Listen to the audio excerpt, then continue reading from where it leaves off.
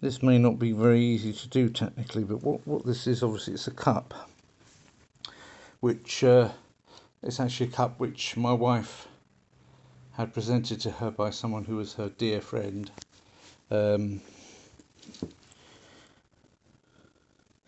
What I just did, it won't be easy to see, I scooped from the main aquarium.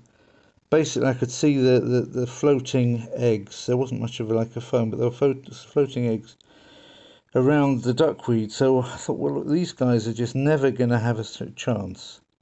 So what you're seeing is that in some cases they're moving. The egg is moving because the thing inside is moving. In some cases the tail is already out. And that's why you can see these things moving around. They're really very, very small. That's about double the size of nature, what you're seeing on the screen now. This, of course, you pumped it up. I'm talking about the phone size screen, the original size that I'm making. If I rest the phone on the side of the cup, I'm using a very good phone, Motorola, to make this. But really, I've never seen this level of detail of fish actually in the process of hatching. I didn't know that their tails kind of come out first. The egg almost turns into the yolk sac by the looks of it, because the rest of the egg is there where the yolk sac would expect it to be. So here you've got these things, they're able to move. They're pretty much by the top of the water. They were being kind of guarded by the male, who wasn't at all happy that I took out the contents of his nest. He's got a few left, but the reason for doing it, it's not that I don't trust that male, it's just he's in a tank there with about a dozen other big fish.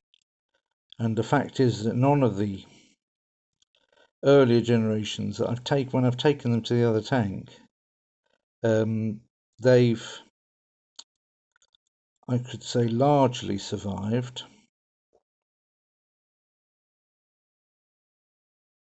There's about 20 little gouramis in that other tank that would, whereas in the tank they were hatched in, there aren't any.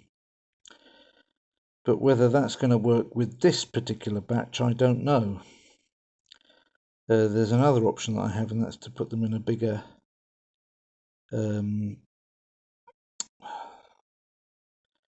body of water outside, but the body of water seems to be highly nitrous because there are a lot of things, going putrid in it. I'm not sure by any means that that's, and in a couple of weeks' time it's going to be cold, so they won't.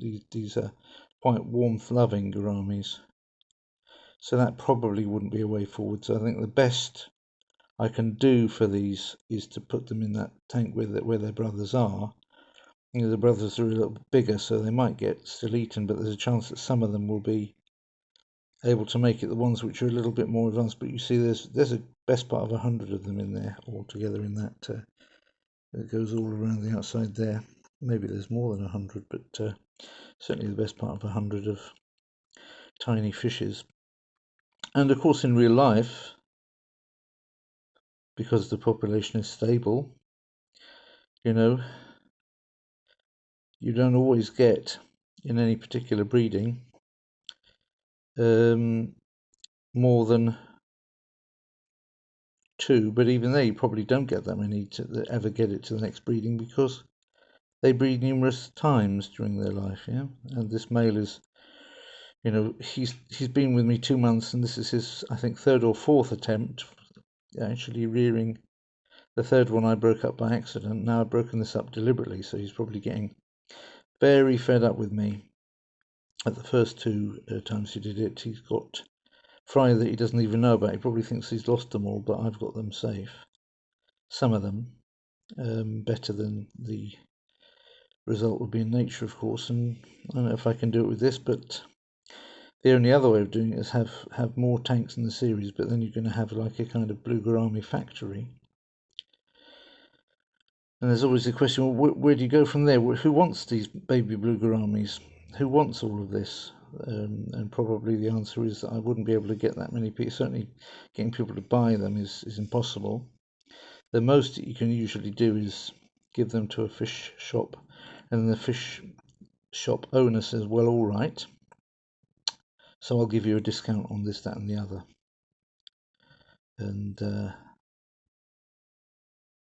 that's about all you can expect. So you get maybe, and the last time I did it, I got, I think, about a 30% discount on some food, but that was on plants that I gave in, not fish. So that's what it looks like, hatching gouramis. They're very, very, very small.